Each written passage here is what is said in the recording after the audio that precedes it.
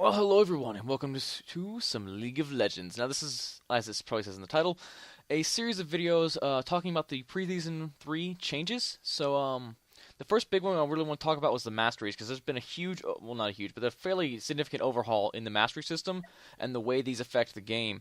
Now, the Masteries, if you don't play League of Legends, are a set of points you unlock one at each level, starting at level 1 all the way up through level 30, that allow you to build them into trees. So you have various bonuses that get added to your character when you play. And you can have various different pages. Like I've got one for like tank and AD carry, jungler, AP carry, support, defensive push, and then Poetikizer, Mordekaiser. So we're gonna go back to the AD carry. 'Cause the first tree we're gonna talk about is the offensive tree. Now here you have spells that mainly affect damage. So you've got spells like, or not spells, but some masteries like Havoc, which increases your overall damage by a set amount. You've got stuff for like AP cast. You can get a percent ability, increase this percent ability power. This one ends up being more tired. This is level 4, and they do level up as you can put more points into them. Now, so we're gonna talk about some of the new ones. Summoner's Wrath, Fury, and Sorcery and Butcher have been here since last season, so we will leave those alone. One of the new ones, though, however, is Destruction. What this does is one rank in this allows you to do 5% extra damage to turrets, which is pretty significant. If you have say you have 500 damage, so you're going to be doing an extra 25 damage per hit on the tower. That can be pretty significant over time, especially if you have a lot of AD. And it's really good on champions such as your AD carry and other champions who we're going to hit for AD, aren't necessarily building spells, who need to push down towers fast for later game stuff. It can be a problem, though, if you're not careful, because you don't want to push towers too terribly early in the game, as that could possibly give your opponent an opportunity to free farm. Now, another one of these new ones that I really like, this is for AP casters, and AP, generally, any AP champion is good with this. What it is it's called Spell Sword.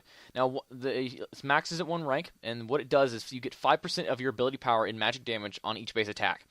So basically, we'll give you, say you have 100 ability power. That makes it easy to calculate stuff.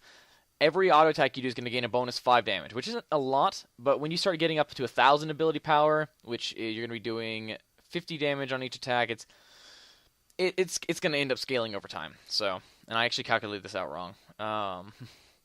That's 5% to overall increased damage, excuse me. And this is 5% of your ability power. Alright, and then basically everything else is pretty much the same. Frenzy, okay, we have one more. Frenzy, which is built out of the lethality tree. You have to have at least 1 point in lethality. And what it does is it grants 10% attack speed for 2 seconds after a landing critical hit. Now, this is really good on champions like Tryndamere or Gangplank, who in some ways you would actually build crit. Now, I'm not saying those are optimal builds, because another video in the series is going to be a lot of the new items, which may actually be 2 or 3 parts. There's so many new ones. But having extra attack speed will be really nice if you're building a really AD champion, especially a really crit-heavy AD champion. Now, moving on to the defensive tree, we'll go to my tank page, because I have a lot of these actually filled out. Kind of some of the stuff have kind of been, like, they've really redone the defense tree. And what they've done is they've taken out a lot of the early game hardiness, and resistance has been moved up to tier 2. So you have to actually have some points in this first level before you can hit tier 2. And they added stuff like health at level 18 and health regen, reduces damage from monsters, and then your summoner's resolve, which is improved cleanse or improved heal, improved smite, and improved barrier. Now, adding and moving some of these down here, it definitely gives the lower levels a little bit harder ability to really have this extra defensive stuff, and it keeps the like 80 carries and stuff like that from who have leftover points. Because you notice, I'll go back to my page. I have 22 points here. I have 7 left over. If I wanted to, I actually think I have a tanky page like that. Looks like I don't actually. But you can keep 80 carries who have extra points you can plug in here. They're going to be a lot less beefy at early game, even though it's only like 6 to 8, like 6 armor and 6 magic resist total. Right there. It's still, or 5 magic resist and 5 armor total. It's still fairly significant early game, and it blocks a decent amount of damage. Now, some of the art has been redone too. So notice bladed armor, if I look like it has a different art on here. And it looks pretty nice, and what it does is true damage. It's an old skill from last season, though. So one of the new ones they've added is Relentless. At least I don't remember this one being here. And what it does is it increases the effectiveness of slows by 7.5%. We'll take some points out real fast so I can show you. At max level, you're going to be 15% less ability to be slowed, which is pretty awesome. I mean, if you're getting slowed, especially against champions like Cho'Gath or Malphite and other champions who have significant amounts of slowing capabilities. Another one you have is called Safeguard. Now, this reduces damage taken from towers by 5%. It's a really good skill, especially if you're going to be tower diving early on. Champions like Garen and other champions who get really fed, or Riven, ones who snowball really well off of kills early on, especially if you're building a tankier build. This is definitely a good idea to pick it up. A lot of these ones have new art, actually. They've kind of redone how unyielding and block work. I think block might actually be new too, but unyielding reduces the damage taken from champions, and block, what it does is it reduces champions taken from basic attacks. So it'll block 3 damage from basic attacks. So melee champions or any auto attacks are going to do less damage. And let's see what else we have here. Defender. This is pretty nice. It grants 1 armor and 1 magic resist for each nearby enemy champion. So up to 5 of each. So doesn't seem like a whole lot, but overall, combining with all your other stuff, that can end up being the points that save your life. A legendary armor it increases bonus armor and magic resist by 5% for each, which is really significant, even early game. Especially if you having 1 magic resist and 1 armor item, the bonus off that is enough to block a lot of extra damage. You've got some skill. They've really done this too.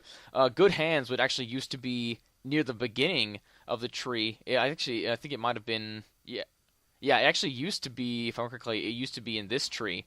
Yeah, Good Hands is now way down at the bottom of the defensive tree, which actually decreases your time spent dead by 10%. And of course, you have Honor Guard, which is the new name for this mastery, which reduces all damage taken by 3%. Now moving on into the utility tree, which I use mainly for supports. There's a lot of nice changes to this tree as well. They've really done a good job of making sure supports are really affected in this patch, and it's something I really like. Now, they've changed things around. Meditation, which used to be a rank 2 mastery, is now sitting here at rank 1, and is a lot easier to get, so you have that bonus mana regen quite early on.